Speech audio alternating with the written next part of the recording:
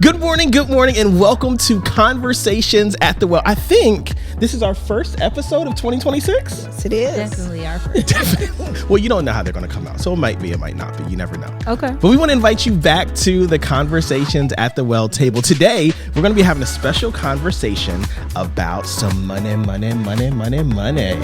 going to be talking about some financial goals, some financial skills, just how we've kind of went through our journey. And so hopefully in the comments and throughout our conversations, we can learn a little bit from you. And you can hear a little bit about how we got to wherever it is that we are. So just grab some coffee and join us here for Conversations at the Well. Okay, welcome back. Well, you know that if I'm sitting here at the table, we are doing an interview with the Browns. So welcome, Browns. Thank you. All right. I'm scared. Welcome to you. Thank you.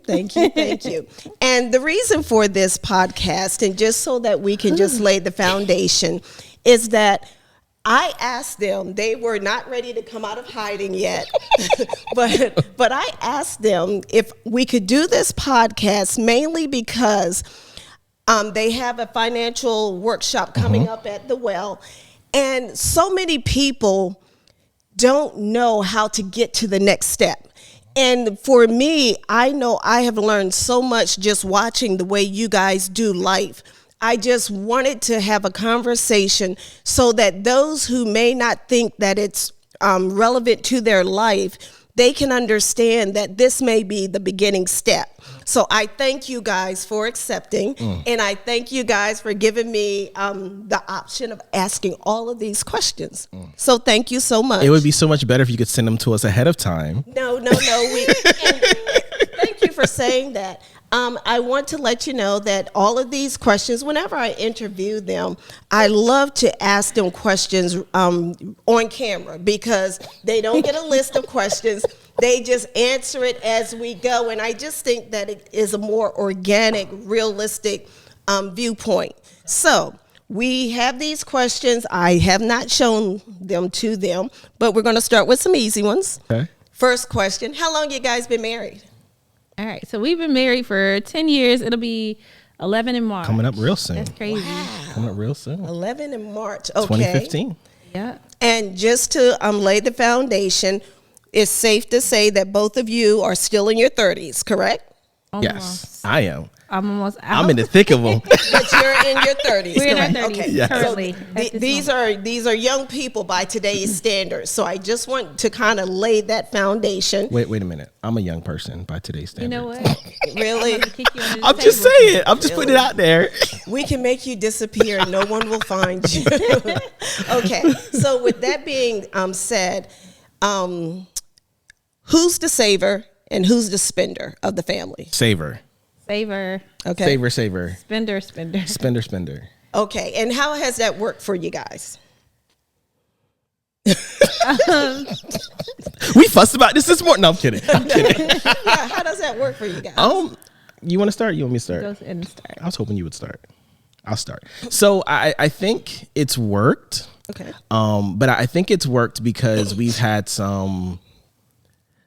I think it's worked because usually the spender is the one that's like, you're trying to control me. You're trying to like stop me from having fun. But I think I approached it, and I'm interested to see if you agree, but I think I approached it with a lot of humility. Humility? Okay. Humility and recognizing that she was way better at it than me. Okay. Humility and recognizing that we're not going to get to better unless I move closer to her versus her moving closer to me. Oh. And so with that humility, it's been like, hey, how did you do this? How are you doing this? How does this make sense?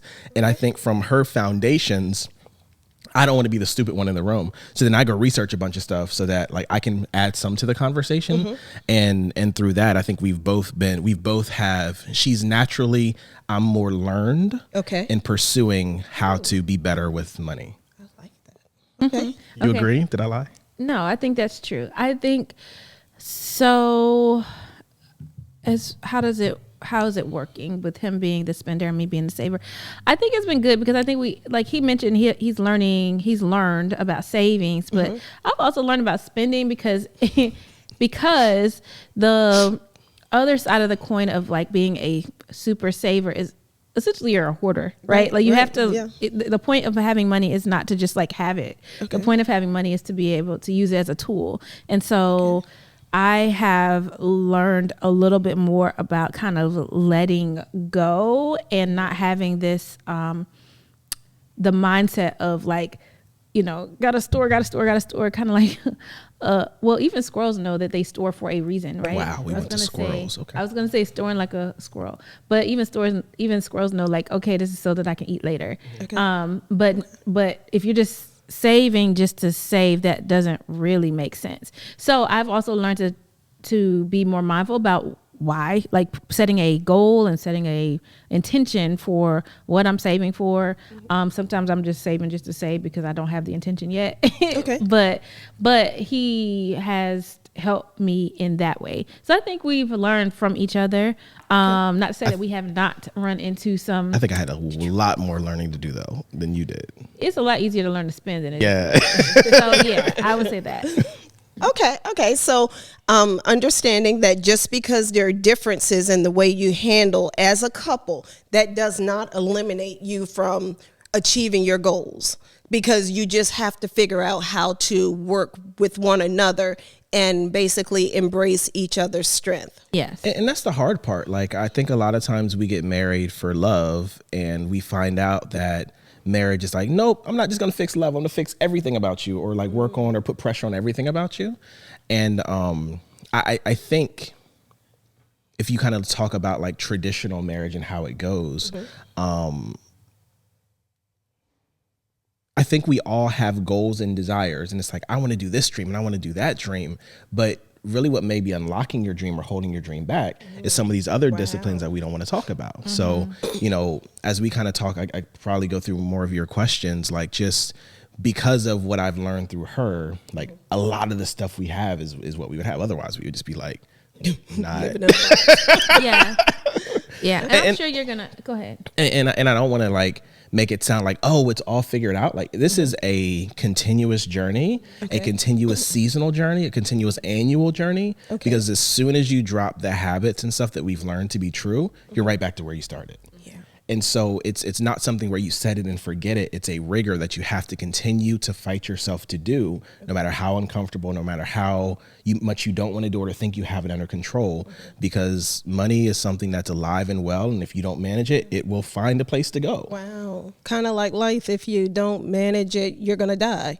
And money, I mean, really, if you don't manage your money, it's going to die. Yeah, exactly. Okay, that makes sense. So now that we've established where you guys are, who you guys are, I want to ask the question. It seemed like you guys just fell off the grid for about 5 months. Where have you been? We haven't had a podcast or anything. So what have you guys been doing? Fill us in. We want to know. So life has been lifing. Okay. We've also had our baby. So baby Christina Michelle is here. So that's been a thing in and of itself. And then also just getting our sea legs under us, like having 3 kids and having 2 toddlers, it's not toddlers, 2 young men and an infant changes things. Like right now we're like watching the clock to see how much time we can get of her sleeping. We tried to time it perfectly, but you know, we'll see. Yeah. All of what you said and just, like you said, get our sea legs. So, you know, that's a huge dynamic that's changed in our family, our personal life, but also just the other transitions that are happening simultaneously. So, just trying to maintain all the things we already had, which y'all know our plate was already full. So and I mean, like the pregnancy wasn't like super perfect. Like it had some ups and downs in it. And you know, you just have all the other responsibilities of life, working and the well and juggling those balls. And when I saw the balls in the air, I said, which one could we which one's gonna hit the ground this month? It was y'all. No, I'm kidding. But it was. So we're looking forward to getting back into it. And like I always say and maintain, like I love our conversations. And so we're hopefully get back into a rigor of having that go consistently again. So if it feels a little weird today, if it feels like we're a little tired, it's probably because we are, but we're gonna get it together. Get it together. Okay, so again, like I said, I was the one that initiated this sit down and talk. I wanted to discuss just how you guys have navigated life and how you just basically got here to be who you are. And we're not talking about your personal life. We're just basically talking about how you achieved your dreams. And so the first question I have is, why did y'all agree to sit down and talk with me? Oh. Because I know, well, yeah. When I spoke with one of you, they're like, I don't know if I want to talk about it. So why did you guys finally agree? Well, for me, okay, I am, so people will say I am a closed off person, but I believe that if you're bold enough to ask, I'll tell you whatever you want to know. Okay. And so it's never, I don't think there's a question out there where I'll be like, I don't know if I want to say that. So that's not me. Okay. And then also I know that it's something that we enjoy and something that I hope people out there enjoy. So I wanted to get back into it. And what easier way to get back into it without having to come up with topics than to have somebody else drive it. I like it. Yeah. Okay. Yeah, and I think I eventually got over myself because I'm like, I don't know, like, so I was the person she talked to about this, and I don't think I was mentally ready, but you know what? Sometimes you just gotta start. You have to just do it, and I think for me, this was just restarting because we've been just so off schedule with this, and then the other thing is what I'm learning is that some of the things that we have experienced and some of the things that we continue to go through, other people can learn from it. Some people, there's levels, like we still are aspiring to more and better. And, we won't even get into the stuff that we don't know anything about. We can only talk about what we know, which can help someone. Okay. Because people may be like wishing they just had access to this kind of information. Okay. All right. And I like that. I absolutely like that because my next question, which falls right in the line of it, is who had the vision of the well? And we're going to do a two-part here because, of course, I know that answer, but I want to know how did the other person actually see it? And the reason why I'm going through this is because so often with couples, one person has a vision. One person says, okay, we can do it. And the other person is dragging their feet. So with the well being what it is, the question is, who came up with the vision and was the other one right on board and say, yes, we can do this? So one weird thing about us that I think people get everything about us backwards. Okay. Like everything you think that I am, she probably is, and everything you think she is, I probably am. Okay. And in just about every instance, anything visionary that we've done has been her idea. Ooh. And so I'm just the grunt work to make it happen. Well, I call him the heavy. He's the muscle behind all of it because I can dream up a bunch of stuff. I can dream all day, but if you don't have someone who can make sense of your ideas and actually develop it into a feasible concept and make it work, then it's still a dream. Okay. So I always say, like, I try to give him credit that, it was my idea, but it was his implementation of it. And I think that kind of builds on the strengths that both of us have, which I guess a lot of this conversation is going to be around that. Yeah, exactly.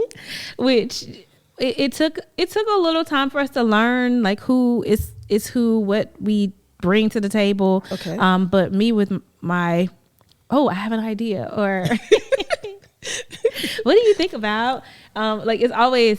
It's always the ideation that happens here. Okay. But he's like, okay, like, let's make it make sense. Like, okay, you said all of this stuff, but like, make it concrete. And I always have trouble with making things concrete. But first of all, I don't have any of those wrinkles in my forehead when I say those things. As he pulls it, I don't have any of these wrinkles. But yeah, you're the concrete person, and I'm always like a bit more whimsical. But one nuance to your question, though, is that when she first told me about it, I'm a very realistic person. So I look at her life, I'm like, that ain't gonna happen. Like, I'm supportive and like, oh, that's great. That sounds amazing. But I don't see how it's gonna happen. So my support of the idea probably didn't look like support until there was a path in which I saw that it could happen. Does that make sense? Would you agree with that? Well, I didn't feel that you weren't supportive Oh, I did a good job then. of hiding. Well, not that. It's just like I support your, like, so it came to her in a dream. So Okay. I support your dream, and I believe that if it came from God, it's going to happen. But it's not like I was like, oh, let's figure out how to make this happen. It was more like, okay, great, we'll store that away, and we'll see when the creek rise. And then when we moved here, we weren't thinking about it. Like, it wasn't until like we had the opportunity to purchase the building that it really began. Oh, okay, this could be that, and this can work like this, and this can go there. Do you agree? No. Okay. I thought about it every day. You Almost did? every day. Yeah. Only because I was like trying to look for signs, like when is this going to happen? Where is this going to happen? All of this stuff. Still it was like really strongly in me to want to do it.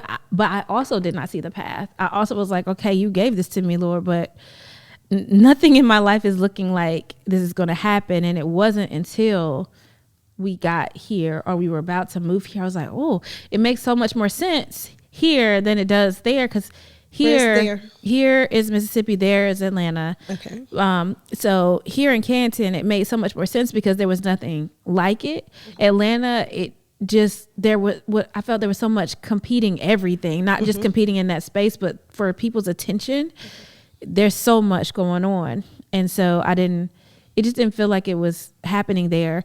And then I guess once we moved here and we saw the cost of living was a lot different than it was there, it just felt a little more tangible.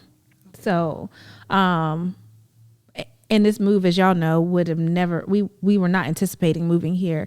But when the opportunity came, it was like, oh, like all of the things that didn't align, it all of a sudden was like, phew, here you go. That's crazy. You thought about it that often, because like I was kind of out of sight, out of mind for me. Yeah, I thought It about wasn't it. your dream. It was That's hers. true. Yeah. That's true. It was her dream. And you first had the thought or the idea in what year? About 2016 or so. 2016. That's 1 year after we met. Or 1 year after we got married. No, it was before, because I remember when you guys were dating. She Oh, was okay. sitting at the table and she was talking about the concept. And my words were, I don't understand it, but if that's what you want to do, you do. Because it was such a hard concept to visualize. And I think this is the reason why I wanted to have the podcast, because so often, if you are not used to dreaming or having a vision or being taught how to get to the next step, you have no clue. Because if she told me, and let's say if I was married to her, I'd be like, that's crazy. Well, let's move on to the next thing. Yeah. Because I couldn't see it. But once you guys started putting it, or I should say when God started putting it together, it became so clear. And now it's like, this is exactly what she was talking about. Yeah. You know? Yeah. That's funny. Like, I couldn't remember the exact time frame, but I know it's been at least since 2016. Like, I'll I know tell it's you been some time. exactly. It was at Sturdivant Drive. We were in the dining room. You were sitting at the far corner. Vernon was here. I was over here, and his dad was at the front of the table. And you were sitting there talking about this dream that you had about this wellness and fitness center. And it was not just about being physically well, but financially, mentally, and physically well.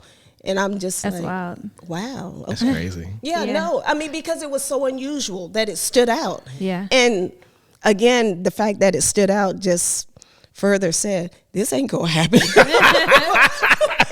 That was a weird conversation. Yeah. But I wouldn't kill your dream. I'm like, I realize I'm not a visionary. So I have learned so much from the two of you just doing life, because that vision part is just not a part of me. But we have so many people out here who they want something, but they don't know how to get there. And so this is why I wanted to have the podcast to talk about, did you guys know this is the path, or did you guys stumble into the path, or did God lead you into the path? The question? That is a question for both of you to answer. I think it was a combination of, well, it felt like stumbling, Okay. but in hindsight, it was leading. Very good. It definitely felt like stumbling, because we were trying to. I'm thinking about like the health coaching and all of that stuff. Oh, like, wow. I didn't even think about that. Yeah, there's been like little teeny steps that have happened here and there. I mean, my previous work was in the wellness space, worksite wellness. For those who really, know me in real life, that's what I was doing for a long time. Spent 10 years in that area. And along that way, I earned some different certifications. So I became very familiar with wellness. But so that was there.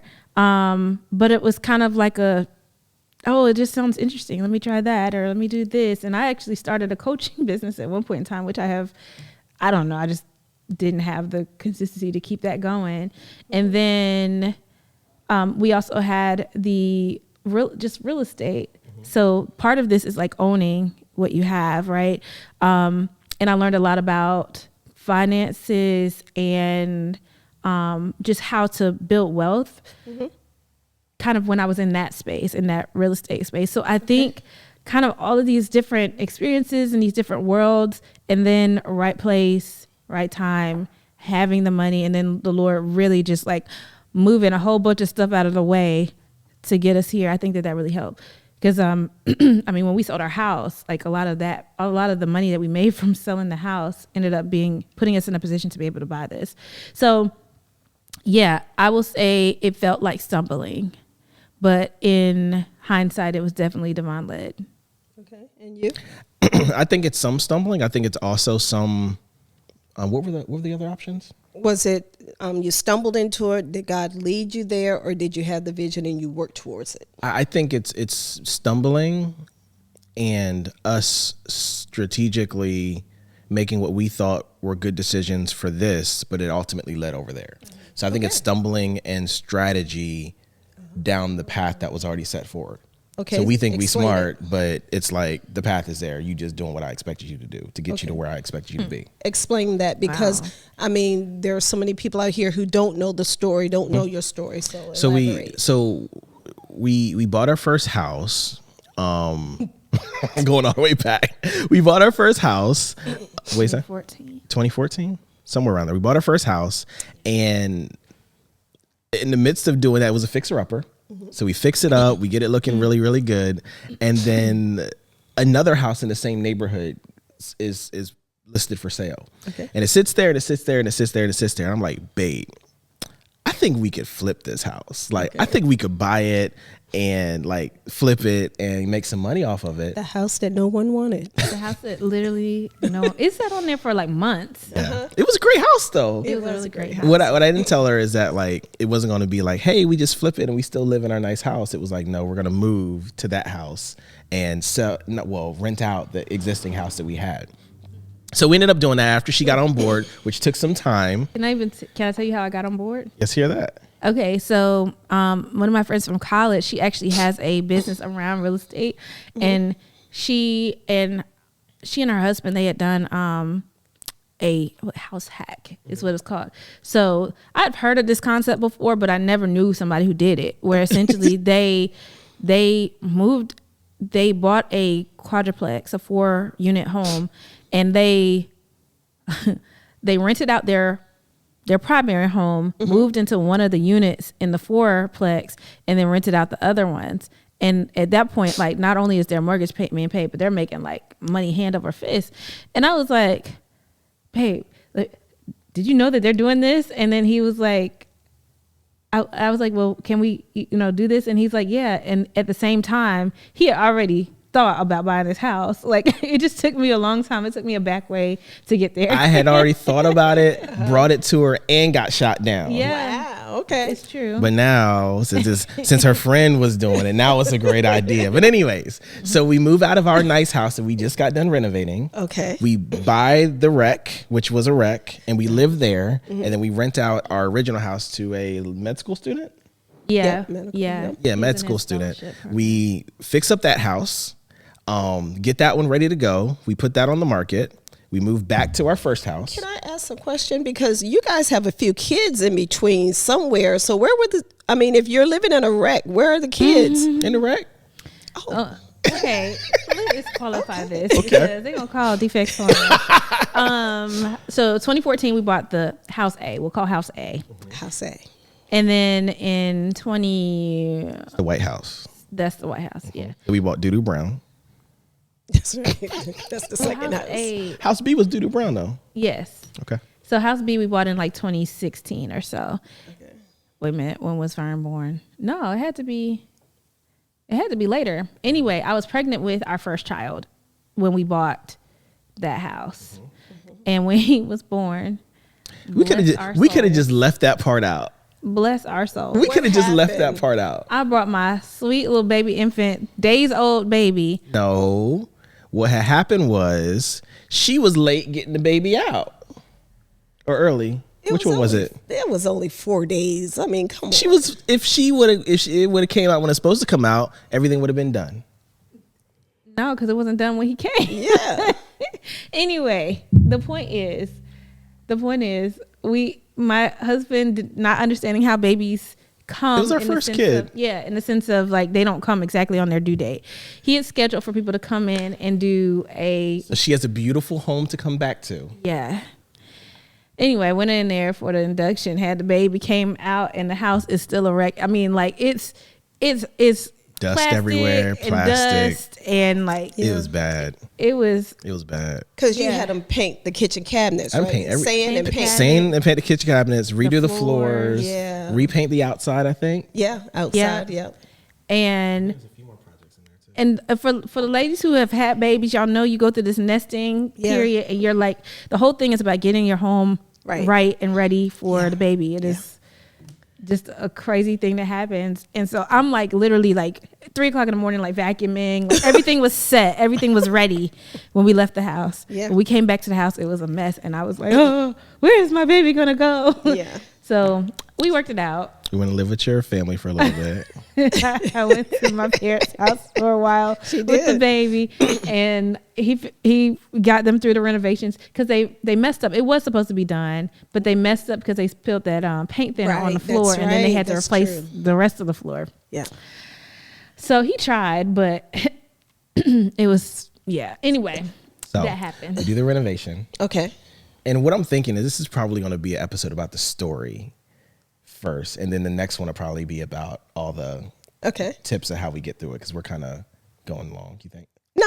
Oh, okay. Actually, I was thinking that this one could be called The Dream. Okay. Because everyone has a dream, and it sounds like we're kind of leading in the direction of the dream. Again, I don't think that you have to necessarily do the financial part. It's just having your finances in order is what's going to get you to your dream. Gotcha. So I just want everyone to kind of understand that as you walk through life, you don't have to have all the details. You just have to have everything in place, which is, I shouldn't say everything, but just have the most important things in place. God, your finances, that kind of thing. Yep. Yeah. So we renovate the second house. Okay. We sell that. Okay. We move back into the first house. Okay. What'd you do with the renter? Let them stay there too? Well, no, so it lined up perfectly. And I mean, when you rent your place, like you can like tell them when to get out. okay. And so it was like a year lease or whatever. And so we had a year to get this property together while we were living in it. Oh, okay. And as we started getting towards the end, of course, the pace increases because we got to get stuff done. Right. And all the timing kind of lined up. So we got that house sold. What? I was thinking about how, like, being pregnant and trying to paint walls, and I'm sorry, it was just. If y'all know, I we got to show you some of these photo albums. It is crazy. I just. But we moved back into house A. And how long did we stay in house A? Was it about maybe another a year? Maybe a year. And then I think the housing market was doing really, really well. Okay. And maybe a few of the other houses in the neighborhood sold. And I was like, babe. Oh, God.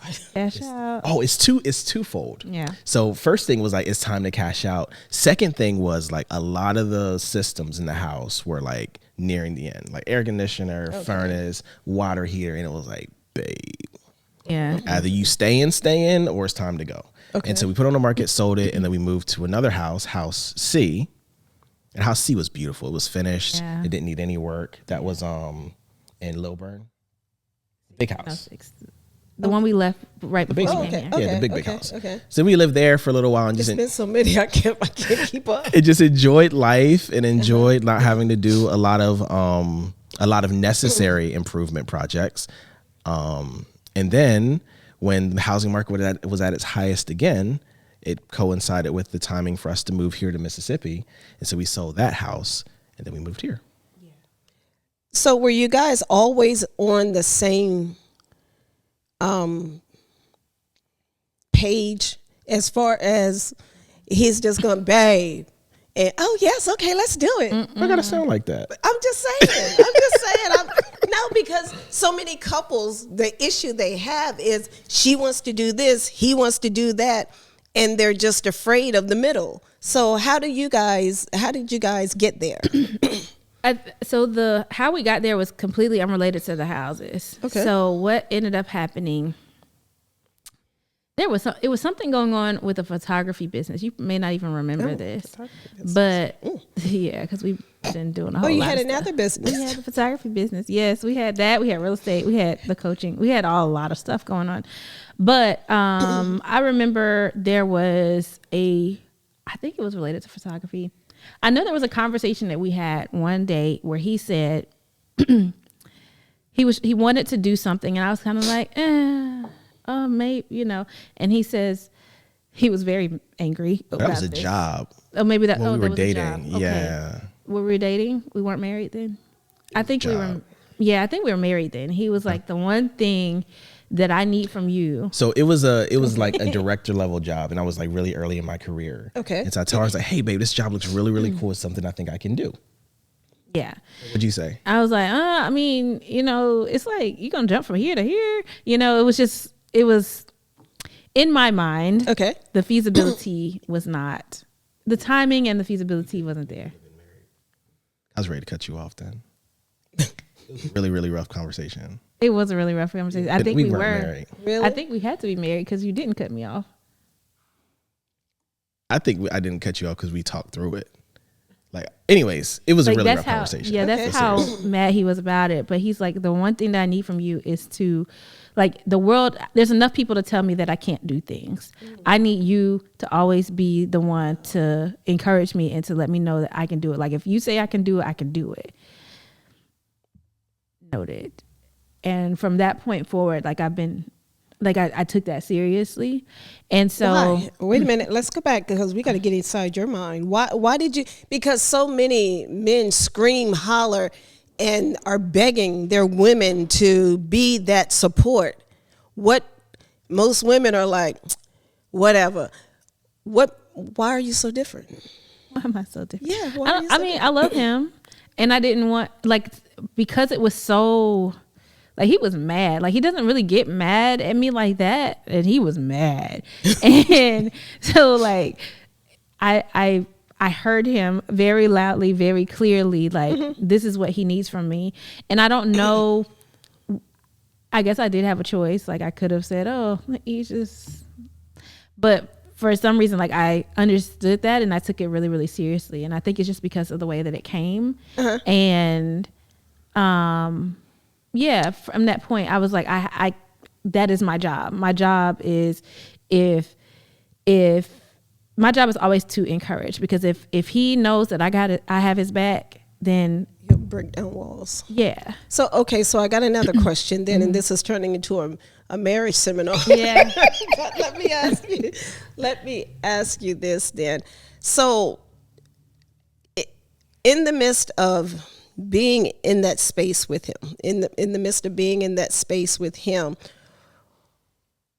why would you tell him not to apply for the job? Because if they tell him no, it's okay. But if you tell him no, it's different. Yeah. So what was in your mind at that moment when you said, no, don't go for that? Well, I mean, I didn't say no, but it was, we were super early career. It felt like going from individual contributor.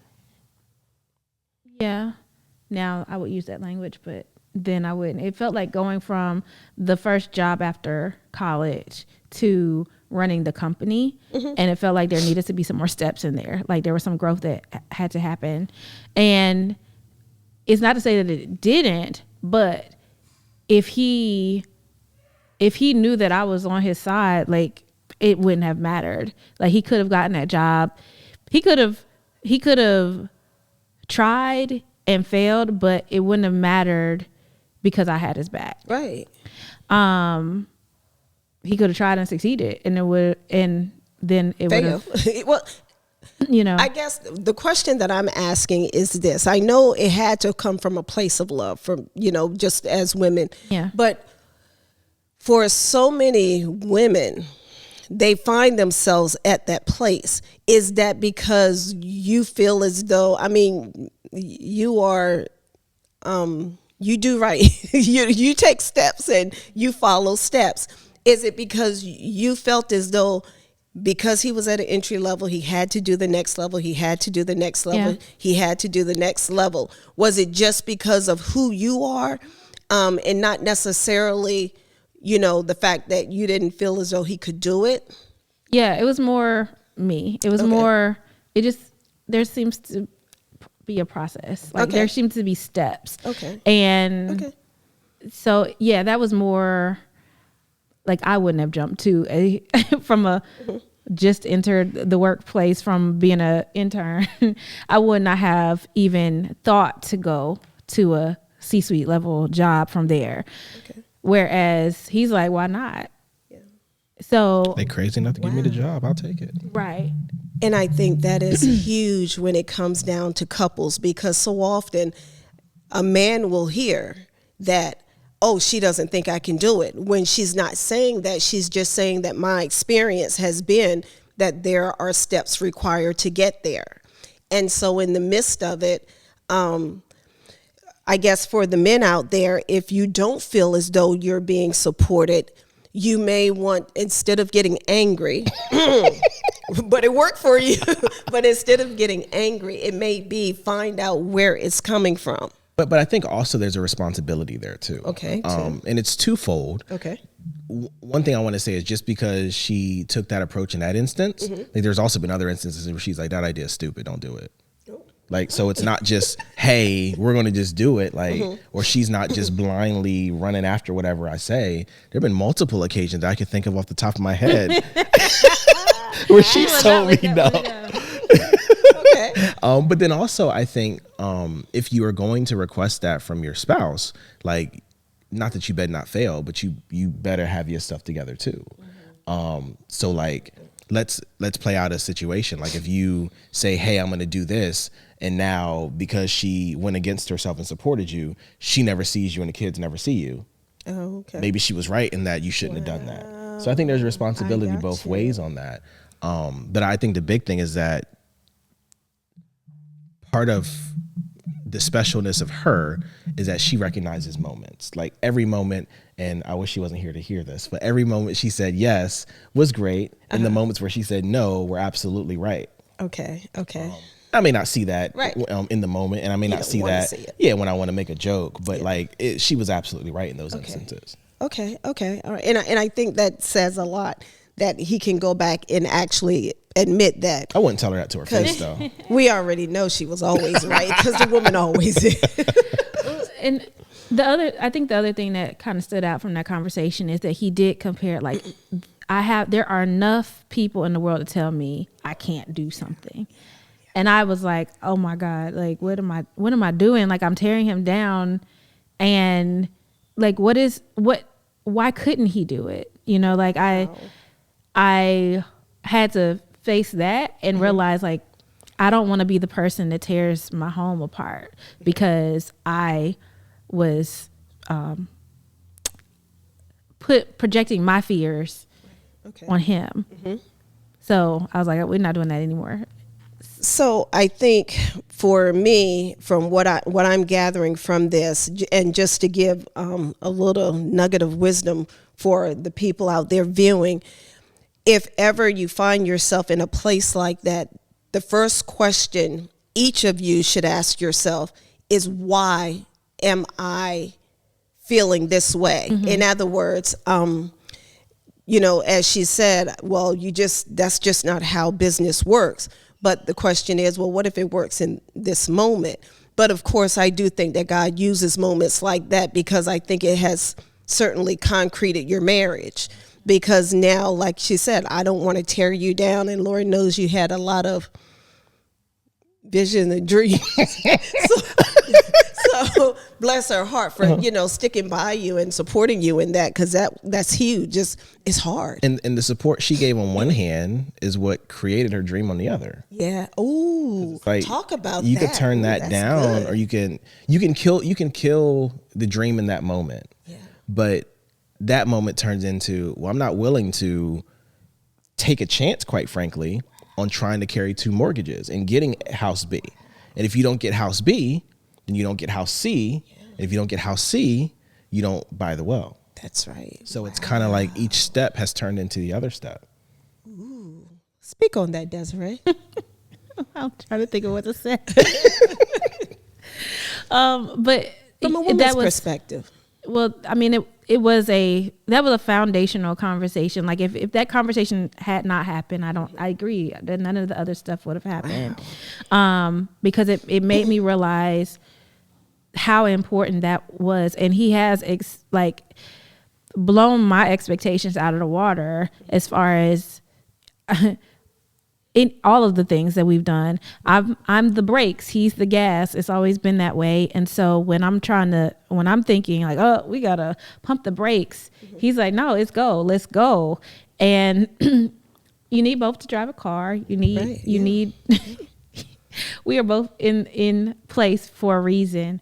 But I mean, our life has blown my mind, because I never thought that I'd be living any of these different things, but because I chose to listen to him and we chose to believe in my husband, here we are. So how hard has it been? Would you say it was hard, easy, or how would you describe life with him? And then how would you describe life with her? And I'm just talking from the perspective of your dreams and, your accomplishments. I've lost all my hair since I've been with her. Go ahead, baby. Well, you started asking how has it been easy? Yeah. I think not in the beginning. I think it's like a muscle. Like you have to develop. Ooh, I like it. You have to develop that. Yeah. Like you have to keep trying, keep trusting. Which has been. Can I add to that? Yeah. So real life, developing the muscle. So we start out, she's a great saver. She's teaching me, and she doesn't spend any money. The only money she spends is on travel. Okay. She's like, I save all my money so I can go travel where I want. And so student and master, I come to her one day, I'm like, hey, if we pay off all of our cars or something crazy like that, then we can free up all of this money. And she was like, great, that's a great idea. You're saving first. Amazing. I love what you're saying. And so I go down the spreadsheet and she's like, well, what's this line item right here? And it was, we'll talk about it probably another episode, but we had different accounts for different goals. And one of them was travel. Okay. And so I was like, well, if we just cut your healthy travel we budget. We can talk about this. It went from we're saving towards travel. So we had a little nest egg or whatever for the travel to zero. Like he didn't want to put any dollars towards the thing that I enjoyed the most. And I was like, no, this is not. But I sold her on the vision. I was like, if we just, take this healthy number and bring it down a little bit, then we can pay off these things in a few months. It's all framing. And I saw a version of my wife that I've never seen before, because I think I'm doing good. And I hit a nerve. She clutched her pearls.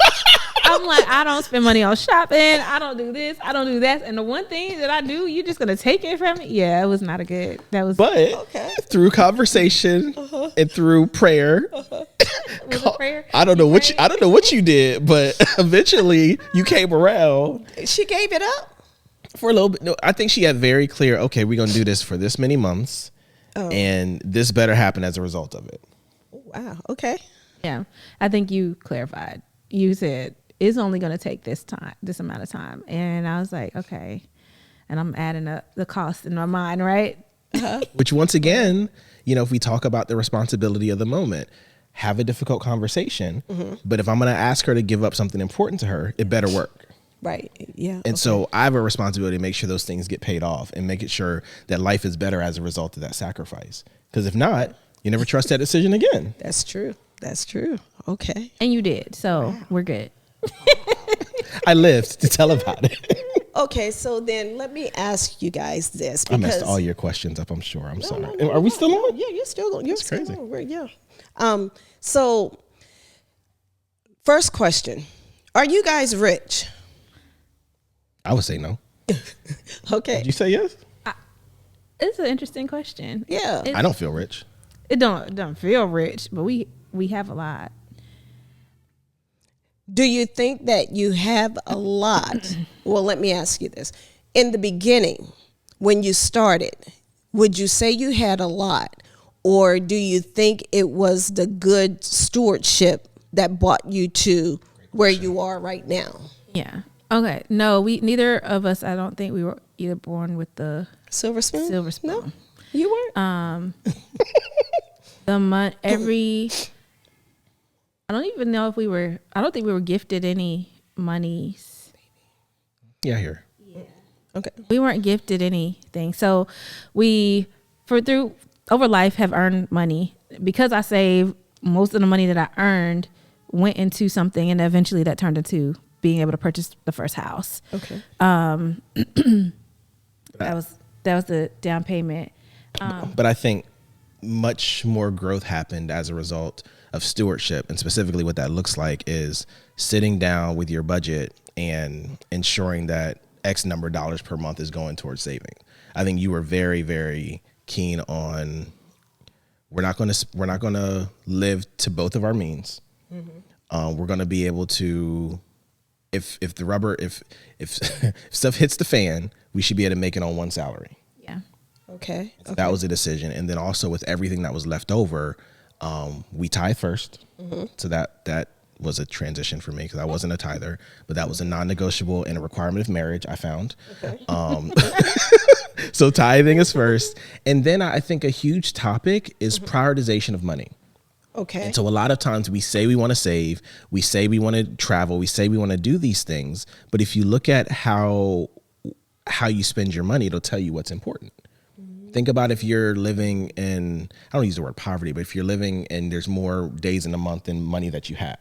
Okay. If you're working that out, I could pay this time because they're going to cut this off first and I'm going to do this and you have prioritization for your money.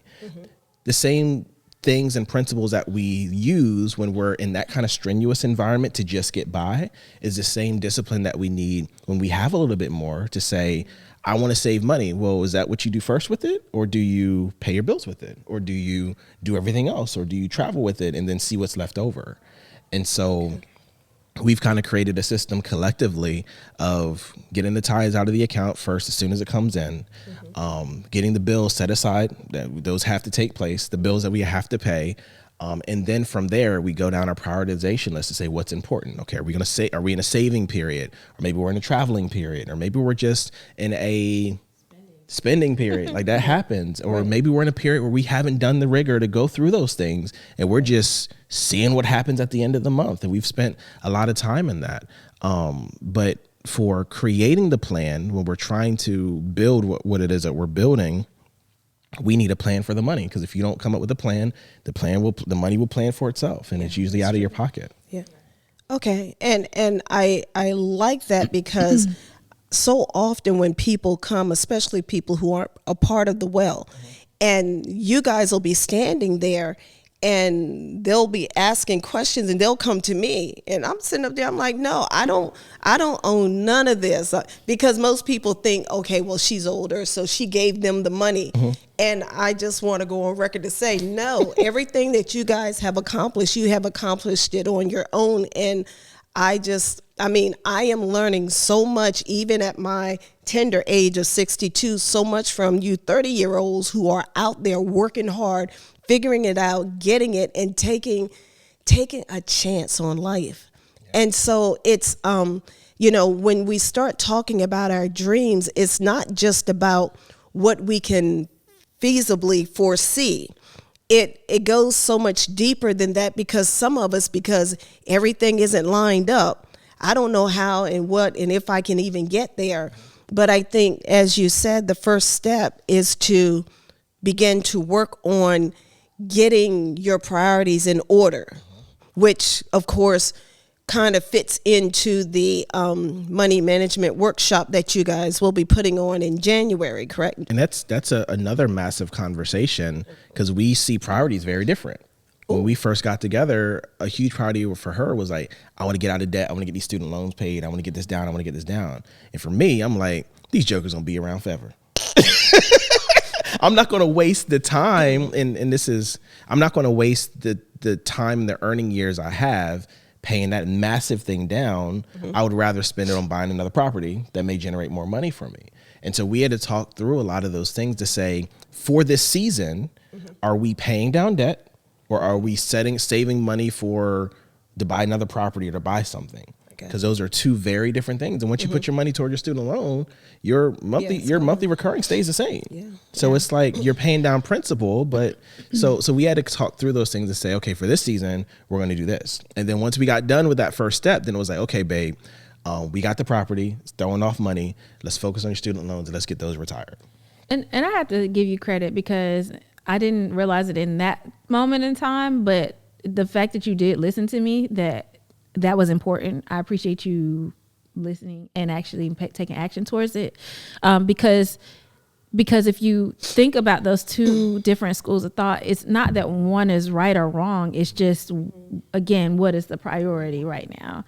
And I mean, like you said, earning years is, where do you want your money to go for that? But it was like weighing so heavily on me that every single month I had to go, here comes Sally May.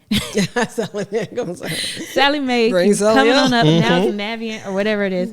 But, every single month, and it was taking like such a huge chunk of my check. I was like, I can't, we got to get rid of this. And so I appreciate, you saying, okay, all right, it's important to you. Let's get it done.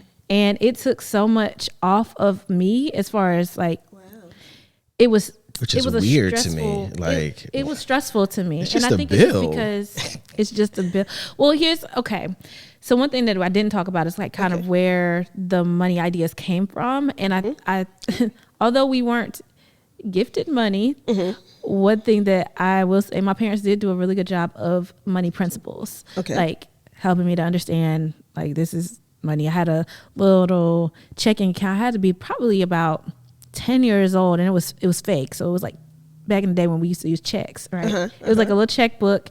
It was like play money. Your account was your parent. I can chisel for that, like stone tablet. I actually used an ink pen. Thank you very much. But it was a checkbook, which is outdated at this point. But it taught you how to write checks, balance your accounts, and all that kind of stuff. And that was just like one of my first understandings of, okay, money in, money out, and this is how this works. But in addition to that, my dad, being the saver that he is, he's like, you always should live below your means, because you just don't want to be stretched and all of that. And so those things were kind of hammered in. And then at some point I got enrolled in this like a Bible-based financial workshop. So I learned a lot about money, far more than I realized.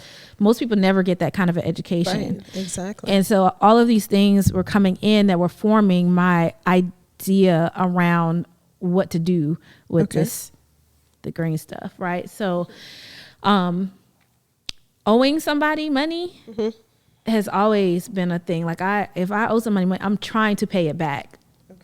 Because if I lend somebody money, typically I'm lending because I have it and I plan to just like give it to them. But if somebody's expecting it to come back to them, like, I don't want to hold that over them or over myself and not be paying it back. It was the same concept with Sally Mae at the time. I just couldn't. I'm like, I owe Sally so much money. I got to get out of this. Okay. So with your story, the dreams and everything seems to line up, and flowers are growing, and the birds are chirping. Yeah. There had to be hard times. Yeah. So tell me about a time that you would visualize as being hard, Desiree, and then Vernon, you tell me about a time that you would visualize as being hard. And how did you handle it?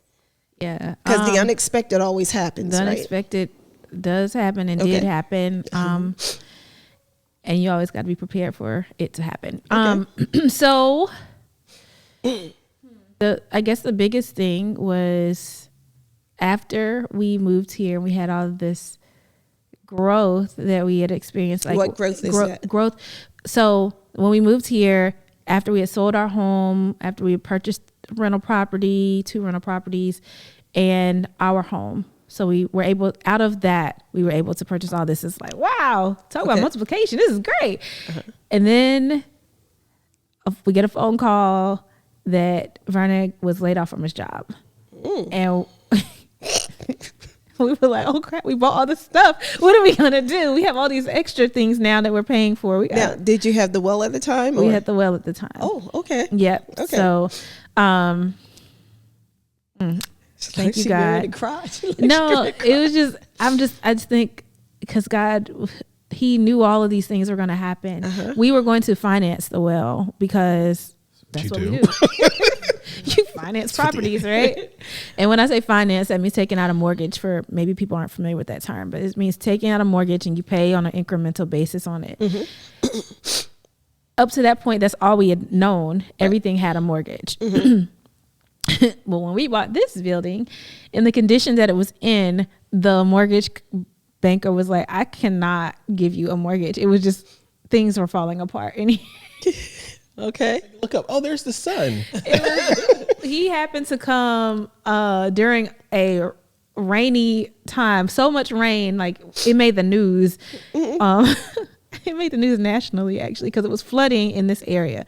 So he came literally that weekend. And we were out of town. And he's like, water is pouring from the ceiling. So we never even saw it for ourselves. But apparently water was pouring from the ceiling. So he was like, I cannot finance this. I'm sorry. Because if you have to get rid of it and sell it, we cannot do it. Okay. So because we had sold our other house, we had this abundance of cash only because of God. I promise you, it was only God that allowed us to have that. And that's how we were able to purchase this. We did not finance because we couldn't finance. Okay. And so we had paid for the well, but in hindsight, after he was laid off, there was no way we were going to be able to afford paying for our home, paying for the rental properties, and paying for there was no way we were going to be able to afford all of that on one salary. And so, again, the leading, God's leading, and some things didn't work out and we thought it wasn't working out and we were frustrated by it not working out, only to find out it was being worked out in that manner because there was something in the future that we were not aware of. Okay. And the Lord was like, I'm trying to protect you. Just, just trust me. I got you over here.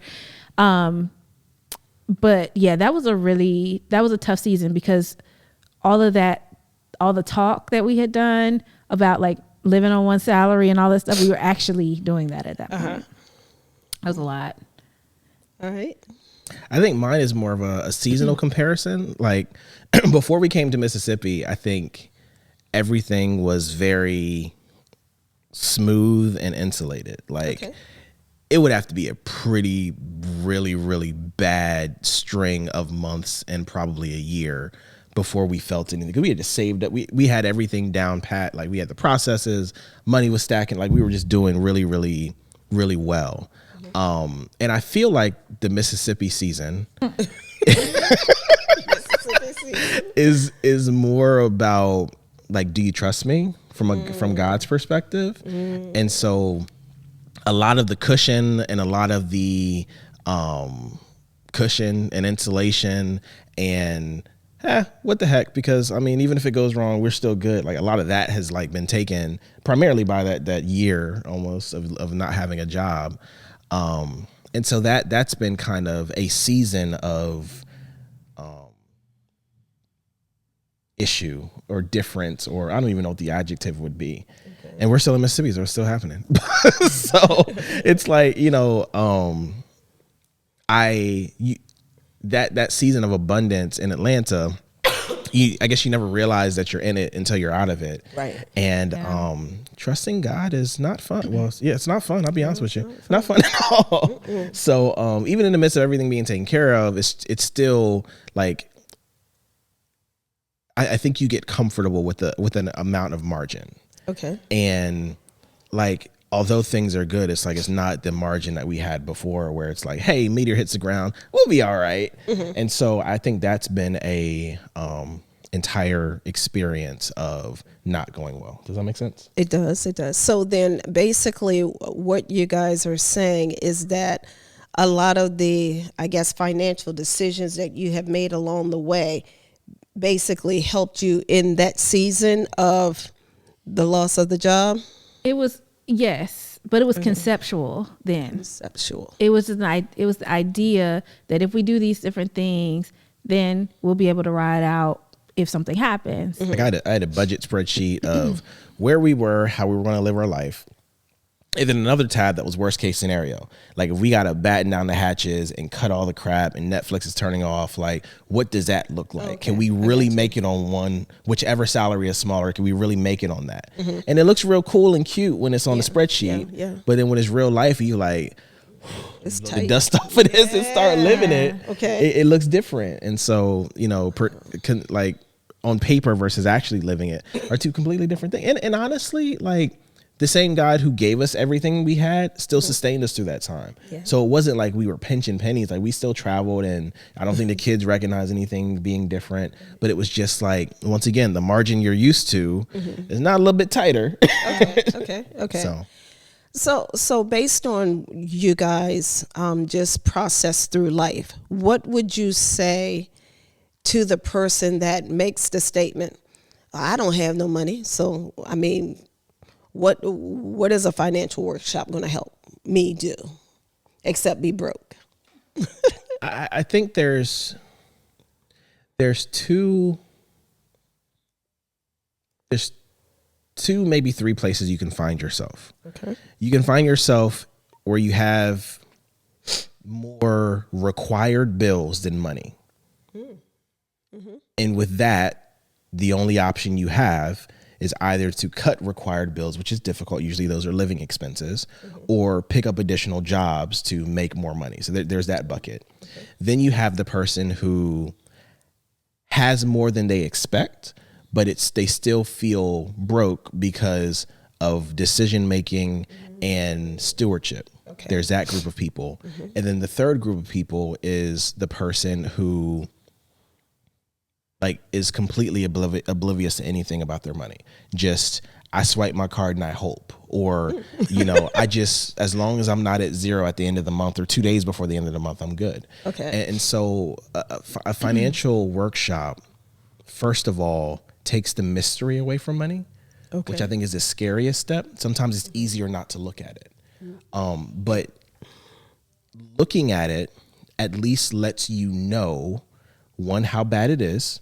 Two, maybe it's not as bad as you think. But three, it lets you know how you ought to be living your life. And so I think the first thing is just creating a baseline of knowledge so you know what money you have. Because you'd be surprised. Like sometimes, even with, think about our busiest time. We'll have photography, we'll have the well, we'll have the rental properties, we'll have our salaries. There are times we have no idea how much money is coming in. Okay. And as a result of that, we have no idea how much we're spending. We just know at the end of the month, things get tight and we gonna cook at home. Okay. But it's like when you start to actually look at it, you're like, oh, wait, I'm spending $400 a month on just eating out after I spent $400 on groceries. Or it's like, I got this many subscriptions that are just dinging the account time after time after time. So it's really all about just having that first knowledge. Okay. Once you have the knowledge, you don't have to do anything with it, but at least you're not stupid. Right. You know why. Once you have that foundation of knowledge, well, now you can build your decision making on top. Maybe you're okay with the way your life is going. Cool, that's fine. Nothing wrong with that. Okay. But at least you know that at least you know that I am where I am because I've decided to be. Okay. Like when we talk about our savings goal, like it's one thing to say I have this student loan because I'm deciding to put money elsewhere. It's a whole nother thing to say, oh, I never have enough money. And you looking at it and you're like, no, you got a bunch of money. Yeah. Just somebody else is ripping you off because they've been swiping your card and you had no idea about it. Yeah. Like for a lot of us, we can literally be identity frauded right now and have no idea because we're not watching. That is so true. I know for just for myself, when I moved here, my husband and I, we were planning on buying a house, and we had projected 2 years down the way we would get a house. And after we took the financial workshop, that year turned into 1 year. And we actually were able to purchase a house and have money left over. And so basically, a lot of times the way we do business has changed. And so often, especially us older people, we still do business the old way. Whereas, when you were younger, you set up there and they said this is what it costs. Well, nowadays it's about competition. So you may be paying this, but now if you put forth a little effort to question, you could be paying a whole lot less or something, different. Or, you sign up for some TV service for $64. Yeah. It's been 5 years. Now you're paying $99 and have no idea because they just bumped you up and you missed the email. That's or true. you said you were going to go back and look. And before you know it, I got Prime, I got Netflix, I got Disney, I got this, I got that, and I ain't watching none of them. That is true. That is true. Yeah. So I guess the next question, and we're getting ready to kind of bring this in, but who taught you guys how to do business? The business of home, the business of the well. Who taught you? How did you guys get there for the dream that she had? Who said, okay, this is how we should run this business? Where did that knowledge come from? I think 25% is just giftedness and just, I don't know how I know. I've never seen it. It's just pops in my mind. The remaining 75% is, that sounds crazy. Let me go look it up. And so I spend a lot of time just researching and finding the right people to follow who are in different industries to say, how should this work?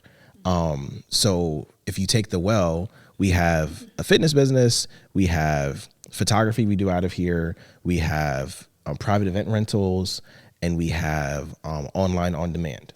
So that's 4 different areas in which podcasts. Oh, and the podcast. Well, podcasts don't really make much, but or anything really. But those are the 4 that are bringing in revenue. Okay. And so each one of those 4, I had to go and figure out, well, how is this supposed to work? Like, how do I run this? How do I make it? And then how do I make it run efficiently so I can run this and it not impact my day job? And so there was a course I took on private event rentals. Like, how do they do this at scale? What's the best way to make money on it? Okay. There was a course I took on the fitness business. Like, how do you actually make money when fitness is probably the least consistent thing people do? Yeah. Then there was the photography. Like, I've taken a bunch of classes on that or watched a bunch of videos on both the skill as well as the monetization of it. Okay. It's just learning. And what you have to recognize and take ownership of is there is no reason for anyone to say, I don't know. Okay. You may not desire to do the work to know, but in 2025 with YouTube, with Masterclass, with 2026, with YouTube, Masterclass, all of the resources out here, you may know the wrong stuff or you may know you may have an incomplete understanding, but the information is out there if you're willing to go look. And so everything that we've learned is, are you willing to go look? We've taken this complete building apart and rebuilt it. And much of it is spending 4, 5, 6 weeks researching, can I do that? Should I do that? What happens if I mess it up? I think I can do that. Baby, you think I could do that? I think you could do that. Yeah, you could do that. You can do that. Yeah. Like our first private event rental, That's so I'm watching the video and they're like, yeah, the most important part people don't think about is like, are the bathrooms nice? And our bathroom was a wreck. Oh my God. So we tore it out. So it was an empty room and just the sewer pipe in the floor. The weekend before Yeah. Yeah. the event was supposed to happen, and put it back together. I don't know what I'm doing, but you have the information out there. Okay. And if you read enough, I have an intrinsic belief that certain groups of people are not smarter than me. They're just better trained. So if they could figure it out, I should be able to figure it out. Okay. What did God make them differently than me? No, they're just trained. So if they can get the information, why can't I go get it? It's just, are you willing to invest the time to do so? Okay. And there are things where it's like it doesn't make sense for you to do, like heavy electrical. Yeah. No, please don't. Ain't gonna touch that because it's just not worth making a mistake. Right. But small odds and ends stuff, yeah, like I could figure this out. Okay. Yeah, for me, he's a YouTube University scholar. Mm-hmm. I prefer, I can be, but I prefer to be like in a classroom. Like I prefer like a traditional training. And so that is actually where I got a lot of my stuff. So I don't even know, again, I would just say it's Lord. There was literally a program for youth in business when I was growing up, and my parents found that. They enrolled me, and I was in that for like 4 or 5 years. And so I learned basic business principles at that time. Wasn't interested, didn't really know if it was ever going to be a thing, but I did it. I had a little business when I was in school selling candy and gum, like at school. You're not supposed to do that, so don't do that, kids. But or do that, kids. I don't know, just figure out, make a way where you can do it and not get yourself in trouble. But I used to do that, and so like there were always like little things that I was into that helped learn the basics of business. Now I admit there are still a lot of things that I could and should take responsibility for learning a bit more about, but I think that those foundational things helped me to even be able to have conversations with him about these different things as he's learning. I'm like, oh yeah, I understand that. And then we did have the formal training. You went to school for business. Oh yeah, I forgot about that. But he always forgets it because he doesn't value in the same way that traditional learning. Like in the classroom, he's going to be like, I'm just here.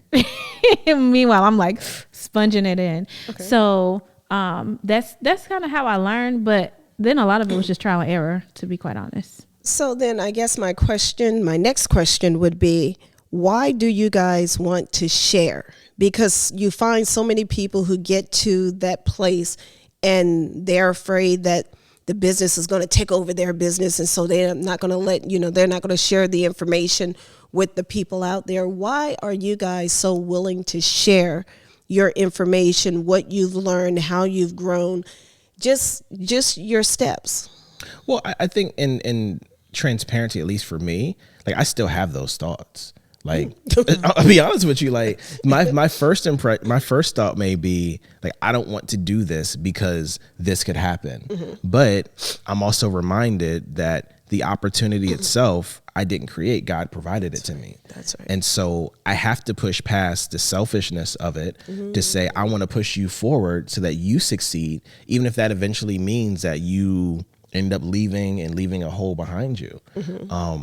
If I can't be trusted with people who are progressing, or if I can't be trusted to progress people, well, then that just means I'm always going to be stuck with the people who aren't going to progress. Wow. You can't be trusted with great people if you're not willing to let them fly and be great.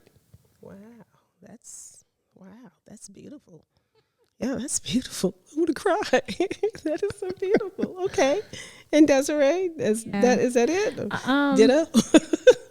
In a way, like I do think that the thoughts cross my mind, but I feel like I would have loved and still would love to be able to just have someone to ask the questions, like to not feel like, oh, I can't because they're going to be gatekeeping, or I don't want to be a gatekeeper. Like I just want to, if the information is out there, like nothing that we learned nothing that we know is something that no one else would be able to find in some access. Way. Yeah. Okay. And so if we become a place of access for people, then absolutely, because we have been really blessed to do this and to live this life. I don't know. I really don't know why we've been able to do so, but it's just since we are, let's just let other people grow and build too. Well, I like to think that the reason why you guys are where you're at, and of course I get a front row seat to see it, I think you're different because you do have that, I don't know, ability to just jump.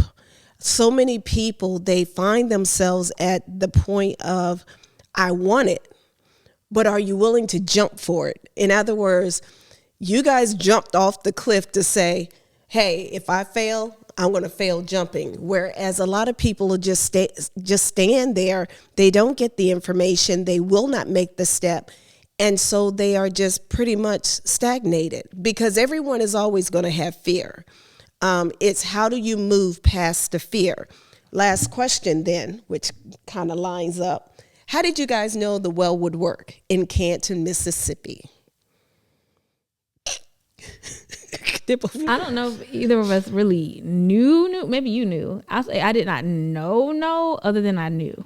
That's a weird thing to say. What? But, okay, so like, if we had asked people questions, if we had said, hey, we're thinking about opening up a business in Canton, a lot of people would have been like, don't do it. It's not a healthy state. That like, who's going to do that? People are not going to pay. People are only going to pay cash. Like we heard some of these things. We heard some of the things after we had opened. But I had a knowing, like when we knew we were moving here, it was like, oh, it just made sense. Like I just knew. And I can't explain that knowing other than I just feel like the Lord was like, no, it's going to work. Now you may be different. You might have, we didn't do market research though. Like all of the traditional things that you would do, market research, know your audience, We didn't do all that. How did you know? Or did you know? I am, I already know your answer. I am probably confident to a fault in myself. Okay. And so I'm gonna figure it out. Like I think there probably been 2 or 3 things that I couldn't figure out in my life. And so it's going to work because I'm going to make it work. And if it doesn't work, then I'm going to make it work. Like if the well doesn't work, it's just going to be a private event rental space. If it's not that, it's going to be a photography studio. If it's not that, it's going to work. Something's going to work. Something's going to work. I got you. And if not, then we just renovate it and resell it. But I don't, when I see things, it's not often that I see failure in my twisted mind. Okay. I see failure as a lack of effort, or a lack of effort, really. Like I should be able to figure some way out. Okay, so then last question again. We're going to do a percentage. What percentage is God? What percentage is you? What percentage is the vision? And what percentage is your effort? For me, well, ask again. What percentage is God? What percentage is you? What percentage is the vision? And what percentage is the effort? Well, I think there's 2 different questions in there. Okay. I would say it's 55-45 God. Like, yeah, like God does that equal 100? Yeah. So as far as success, like God, okay, I'm opening a door for you, but are you going to till the ground up? Are you going to do everything that's... So it's the 45 God or the 55 No, the 55 God? God. Okay, well, you didn't say that. I just said... Oh, okay. Did I start with that? That was God, yes. Oh, I didn't know. Okay. Go ahead. Okay. The 55 was God, but God's like not going to do all the work for you. So they have to work. They have to move. And I believe you have to work. You have to show up as your best self. You have to put in the effort. If I'm honest, it probably should be more 75-25, but that's just where I need to grow more. And why that margin has shrunk, and God's like, you gonna learn today. That's right. But where I am now is 55-45. Okay. Now to where I kind of made it into 2 different questions. What part is the vision versus what part is effort? To me, I think vision is if you look at a year, vision's probably a quarterly thing. But in between each vision casting or vision adjusting season, there's the effort in the middle of it. So I can have the most amazing vision that changes every single day. But if it changes every single day, you're not going to get there because you're not going in any direction. Okay. So vision is more of like a bop. Am I on the right track? Do I need to pivot? Am I on the right track? I need to pivot. So I guess that would be like 25% vision, 75% effort. All right. Desiree? Yeah. God or me? I would say 90% God, 10% me. That's just, y'all know I was going to answer like that. That's good. Okay. Because even with all the effort, like all of that was to know or have the, what's that thing that you kind of, Intuition. There you go. Intuition. To even have the intuition to do anything, I feel like all of that is God given. Yeah. I feel like the time, I feel like the money, I feel like all of those different things, all of the elements that go into what is considered effort. Like I wouldn't have done it on my own. There was no way that it would have been done on my own. So I give God 90%, 10% me. I might have made a good choice here or there, but he did all the rest. He being God. God being doing all the rest. Vision and effort. And then vision and effort.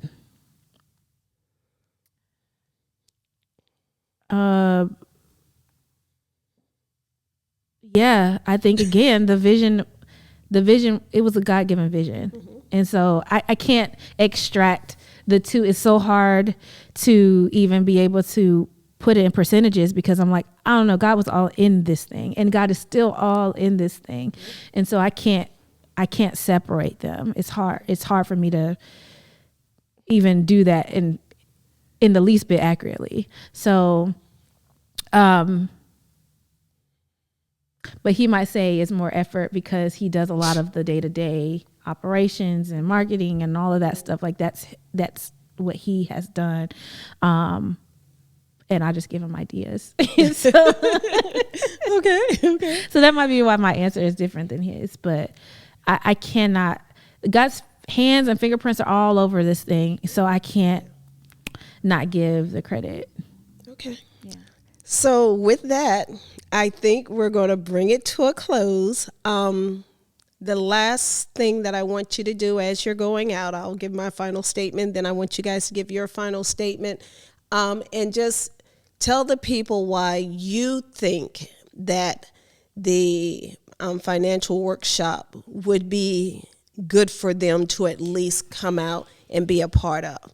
So for me personally, I know that if you don't have a vision, some people are visionaries, some people are not.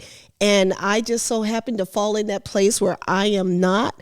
However, I do find that if you're in an environment of people that have vision, people that have goals, people that have direction, you can glean the morsels and the most amazing thing happens. Your life begins to transform and turn around because all of a sudden you begin to believe, I think I can. And so often we have our lives are limited by what the people around us see in us. And often they will not speak life. But the one thing that I love so much about the Well is that the information and just the wanting people to do better is not just about them. It's about everyone. So I do encourage everyone, and please, as you guys go, give the date, the time, and I know you'll put a link in where people can go and sign up. You can do it online as the class will be available online. I think so, yeah. Online as well as in person. So he'll include all of that.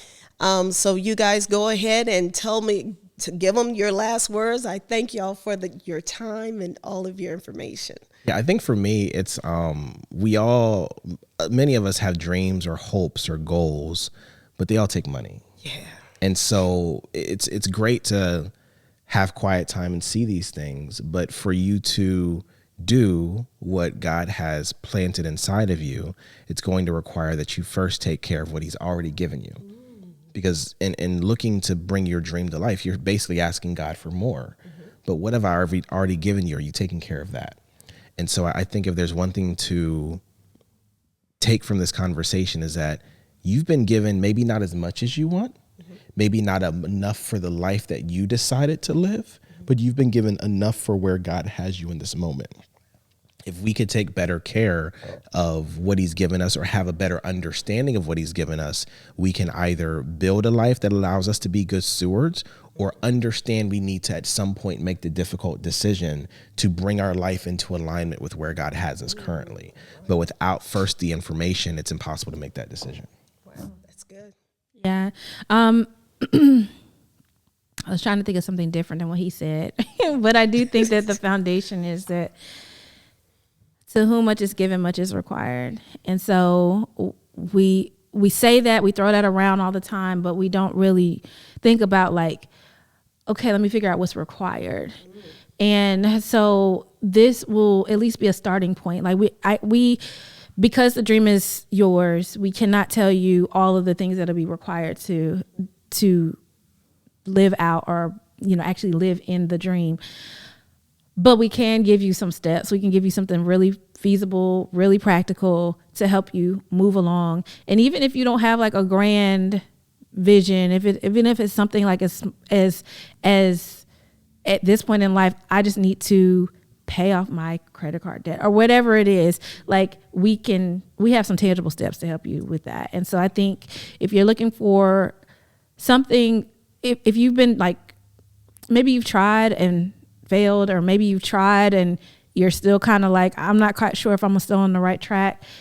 At least if you come here, we can talk through those things and give you some pointers that move you in the direction that you're trying to go. So I think just basic practicality, basic application, basic skills. We're not trying to teach you about stocks and bonds and mutual funds. Like that's kind of a whole other step. We're just talking about basics. Like how do I take care of what I have so that I can be prepared to receive when the time comes? Because as you listen to our story, a lot of the stuff that happened is not because we were like actively working towards these things. It was just we were positioned correctly because we had been taking care of what we had. So that's it. I love it. I absolutely love it. Go ahead, close us out. Oh, well, thank you so much for joining us for another conversation at the well. Hopefully, we'll be seeing you a lot more and a lot more consistently in 2026. If you have any questions, any concerns, any issues, drop them in the comments below. And also, the workshop. Yeah, we'll put in the thing, but the description. The workshop is on January 17th at 10:30 here at the Well. Central. Oh yeah, because y'all be on all kind of different time zones.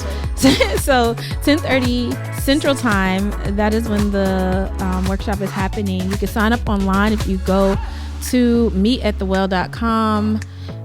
Click events and it'll be there. Or if you have our app, we have an app now, guys. You go can download the Well app, the Well Canton app. There we go. The Well Canton app. You can get it on Google Play or the App Store, and it'll be in the event section of that as well. Boom. Alrighty, wonderful. Thank you, guys. Thank you.